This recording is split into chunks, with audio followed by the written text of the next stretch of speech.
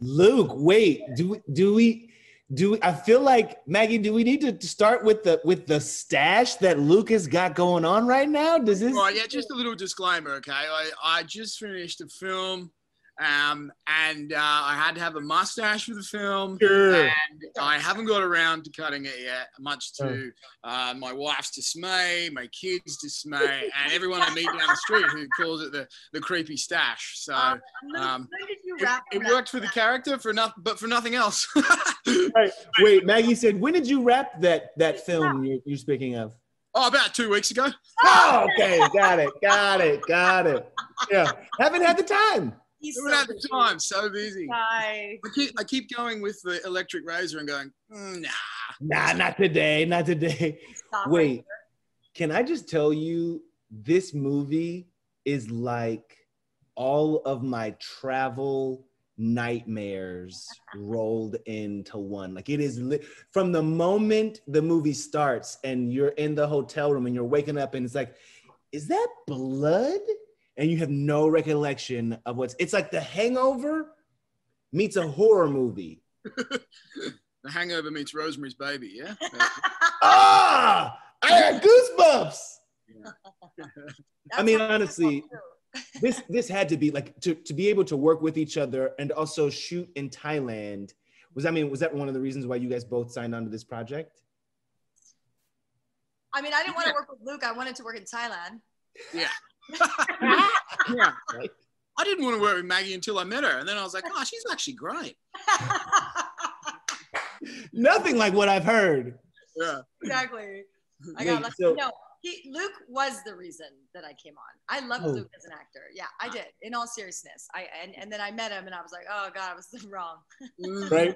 That stash every time. The stash every time.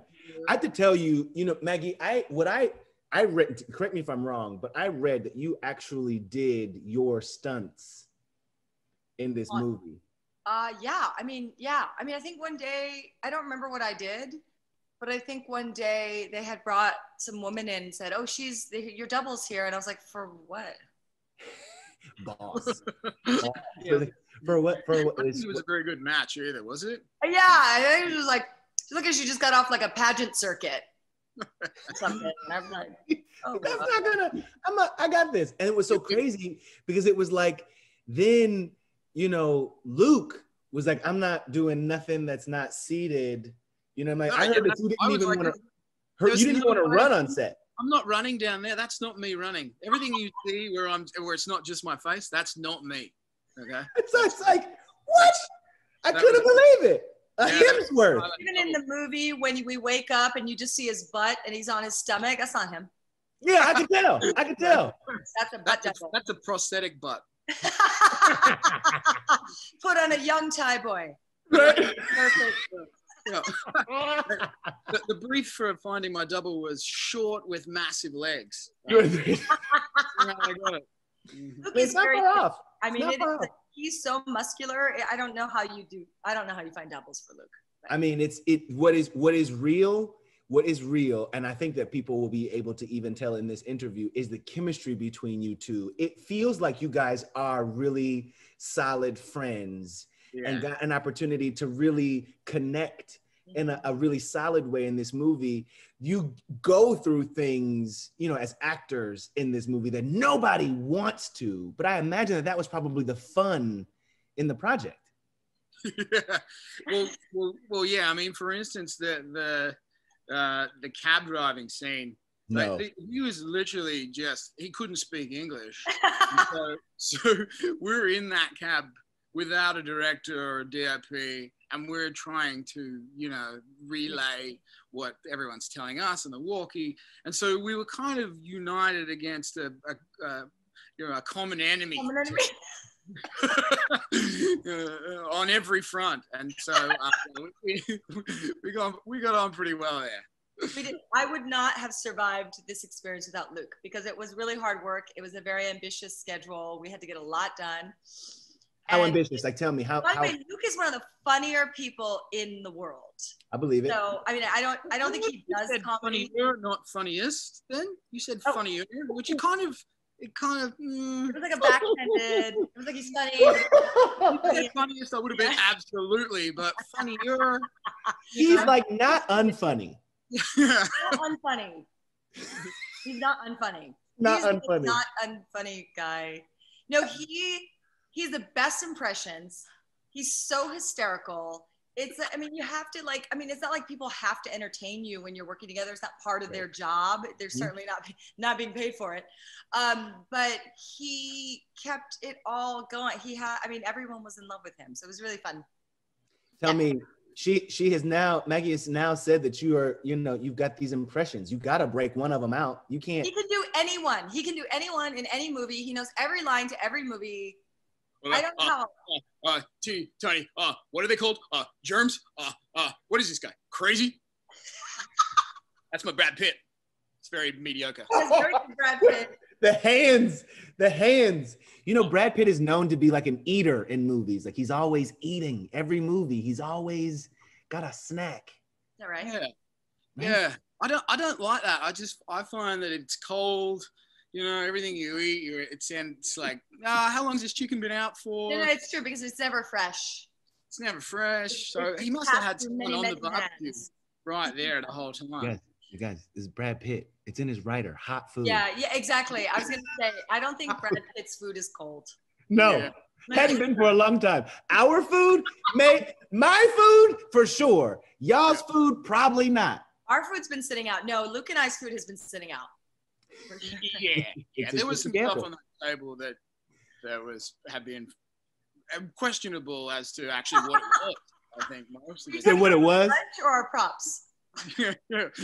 Well, remember that props day where there was I'm pretty sure they were rats. They were 100% rats. Yeah. What? Scene where there was a group of people eating at a table, and of course it was Luke. He was like, Maggie, there's rats on the table. And I thought he meant like a rat crawled on the table. Right.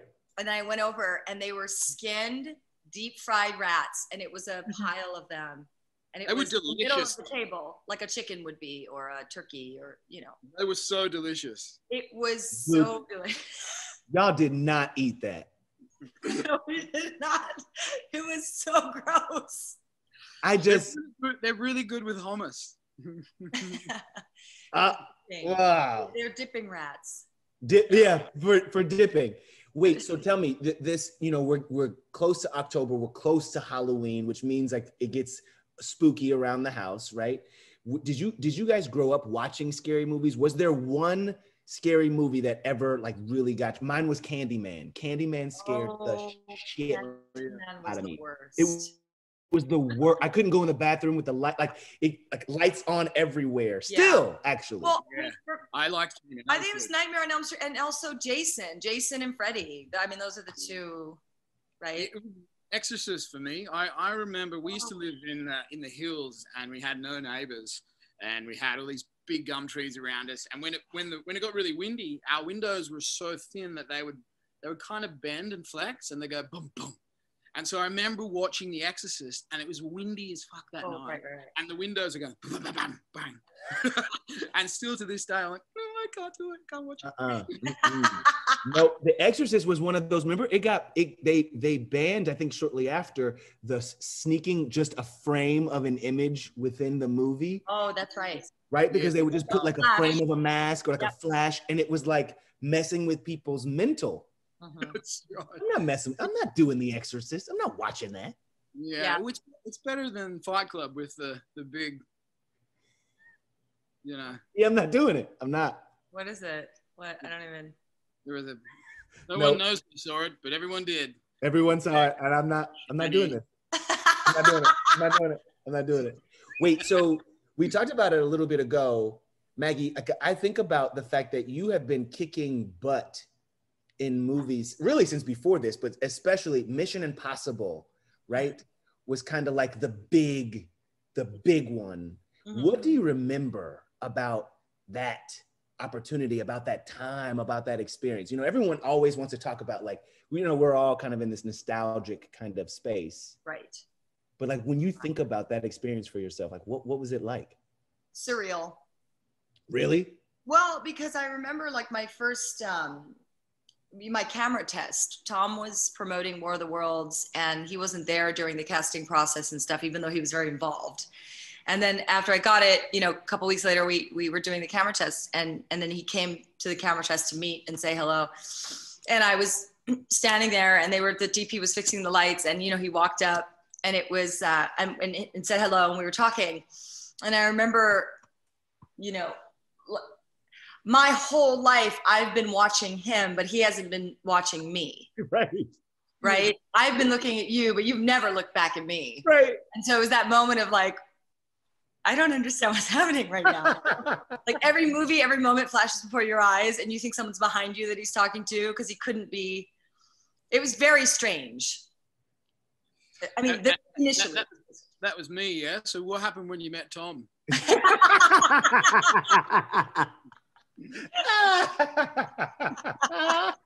See? He ain't right. He ain't right. My whole life I've been watching Luke. Right? Yes. Wait, so Luke, I think I did just watch, I was watching you on, I believe it was Kimmel, and you were talking about the Hemsworth House of Horrors. And like how bad y'all were as kids. Like y'all just got into all kinds of mess. I wonder if the Hemsworth kids are like that now. Yeah. Chris's kids definitely are like that. Mine are a little bit more calculating. They're a bit like my wife. And I actually have to push them to do things that are dangerous, which I do a lot. What? But Chris's kids are the ones who are cuckoo. Yeah. No, but you have one daughter who's more like you, Luke. Remember, you were telling me. The middle one's pretty they're all pretty good. They're pretty adventurous. They're just a lot more, and maybe this is the difference between males and females. They seem to be a lot more worried about their well-being than I was. The boys, yeah. Right. Or even I am now. I can't help but push them too far in everything that they do. So we go surfing, and they end up yelling at me because I'm just into the bigger one. Go the bigger one. Go the bigger one. Right. Just say it, Luke, because you're crazy. Look. I want them to experience the joy of fear. Like there's something really cool about being afraid and surviving. That's what's good.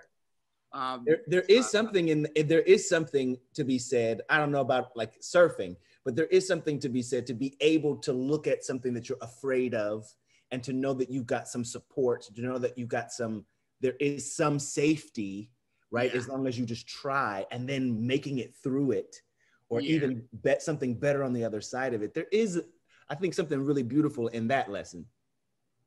Yeah, look, I'm just figuring it out as I go. I grew up with 3 boys, and I've got a house full of girls, and so I'm like, there are things that it's like they just don't work the same as I did as a kid. We're better at self-preservation, as you It's true. It's true. Yeah. Thinkers. Yeah, we're just thinking through. If I jump off this roof, I might lose my legs. There might be a consequence. Yeah, where boys don't have that. I have a friend with 5 sons, and he said that every single day he wakes up and he can't believe one of them is not dead. Yeah. Because he's like, they just, instead of walking down the stairs, like the stairs behind you, Scott, they'll jump off the stair, exactly. onto the, and he's like, why? Dear God, why? Why didn't you just walk? Yeah.